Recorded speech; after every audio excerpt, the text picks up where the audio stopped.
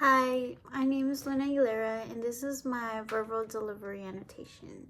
So, what does it mean to be a refugee? Around the globe, there are approximately 60 million people who have been forced to leave their homes to escape war, violence, and persecution. The majority of them have become internally displaced persons, which means they have fled their homes but are still within their own countries. Others have crossed the border and sought shelter outside of their own countries. They are commonly referred as refugees. But what exactly does that mean? The world has known refugees for millennia, but modern definition was drafted in the UN's 1951 Convention relating to the status of refugees in response to mass persecutions and displacements of the Second World War. It defines refugees as someone who is well-founded fears of being persecuted. So the persecution may be due to their race, religion, nationality, membership of a particular social group, or political opinion. And it's often related to war and violence. Today, roughly half of the world's refugees are children, and some of them are unaccompanied by an adult or a situation that makes them more vulnerable to child labor or sexual exploitation.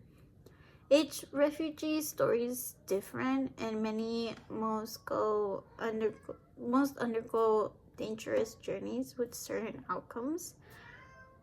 But before we get to their journeys, let's clear one thing up.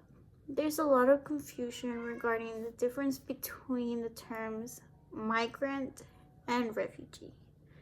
Migrant usually refers to people who leave their countries for reasons not related to persecution, which is as searching better economic opportunities or leaving drought-stricken areas in search of better circumstances. And there are many people around the world who have displaced because of natural disasters or food insecurities and other hardships. But internal law, rightly or wrongly, only recognizes those fleeing conflicts and violence as refugees. So what happens when someone flees their country? Most refugees' journeys are long and perilous with limited access to shelter, water, or food.